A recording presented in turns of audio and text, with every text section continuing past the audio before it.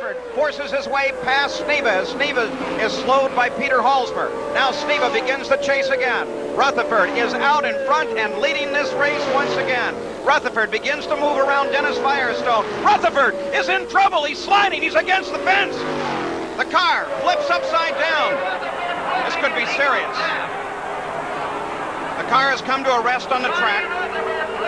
Crews are now running toward the car. Rutherford, no movement underneath the car. The car flipped completely over. The rest of the field now stringing their way past. Now some of the pit crews have come out to try and help. There's a small alcohol fire. You can't see the flames. They'll have to get that car right side up to give Rutherford help. Still no movement under the car. There is another driver, Larry Cannon. He's going to try to get everyone to try and turn the car over. Steve Roby, Rutherford's crew chief, has just run onto the scene. Jim Ellis, another Rutherford team member, is there. The car is now right side up. The car completely flipping over and slamming down on its top. No sign of movement. Now Steve Edwards, the safety director, is on the scene. He is signaling to the rest of his crew that he needs extrication equipment. The race physician, Steve Alvey, has just arrived. So within seconds, the emergency crews are there, and they're doing their job, but Rutherford could be seriously injured. Fire chemicals making a cloud, making it impossible to see. This accident of this type has not happened in championship racing for some time. It is very rare to see a championship car upside down. They're working with Rutherford. The doctor is working over him.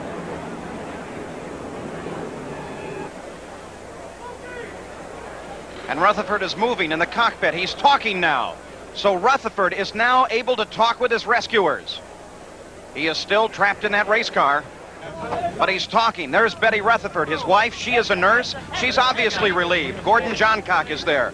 This is a moment when the racing fraternity binds very closely together. And now their job will be to get Rutherford out of that battered and broken car, but he is conscious, and he is talking with his rescuers at this moment. I am amazed and relieved that this is not more serious. Tim, let's look at it again in slow motion. Well, here Johnny Rutherford's coming around Dennis Firestone, and he just touches Dennis's left front wheel, and Johnny backs into the wall with his left rear. The left rear comes off the car, rolls under the car, flips the car upside down. And it slams down on the racetrack. An incredible impact. Look at the driving here of Peter Halsmer, who drives his way around the accident. The cars are now stopped. The drivers are out. Let's go to Gary Gerald. Well, here's Dennis Firestone, Paul, and perhaps he can tell us a little bit about what happened down there in turn number 4. Dennis, I know you were close to the action. Yeah, I was right in the middle of it, unfortunately. I hope he's all right. I was just exiting turn 4, minding my own business, you know, trying to do my own thing, and I felt a big thud on my rear tire, and the next thing I see is a yellow machine doing somersaults over my head, and of course spun me out in the inside, and I spun down the straightaway. It's just, I hope he's all right. That's all I can say. All right, Dennis, thank you very much. Thank you. Well, Dennis Firestone was right there and involved. Let's look at it again and see what he says and see what the replay shows. Rutherford goes around on the outside, is alongside, now going past Firestone. And it looks to me that Firestone's right front tire is hit, and then Rutherford starts the slide as Firestone was sliding up on the race course. Well, now they've loaded Johnny Rutherford into the ambulance. Let's go back down to Gary Gerald.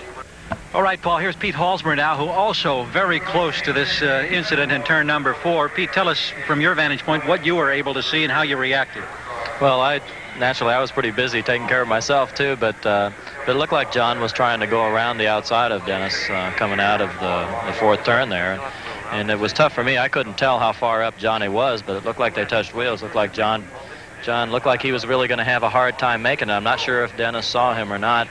It looked like there was some question there. I'm sure Johnny wasn't real sure that Dennis saw him and was going to leave him room to the wall.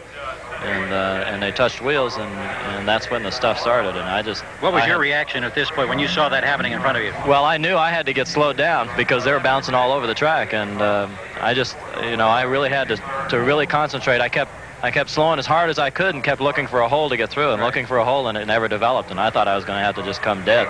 And finally, I saw a spot that I could get through without running over too much stuff. But well, I ran over a little piece of something, but apparently it didn't hurt anything. So. Right. Appreciate your comments. I'm glad to see the guys are all right. Thank you. You're welcome. There's Rutherford's race car, and the roll bar snapped off. They were trying to pick the car up by the roll bar, and it snapped off.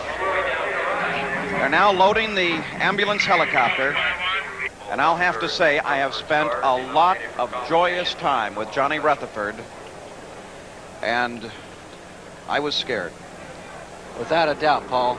Johnny Rutherford is one of the finest men in the sport. At Indianapolis this year, the first time for myself to go to the Speedway, he was one of the men that helped me the most of anybody at the Speedway. We'll have a report on John's condition as soon as we get definitive word. We'll be back.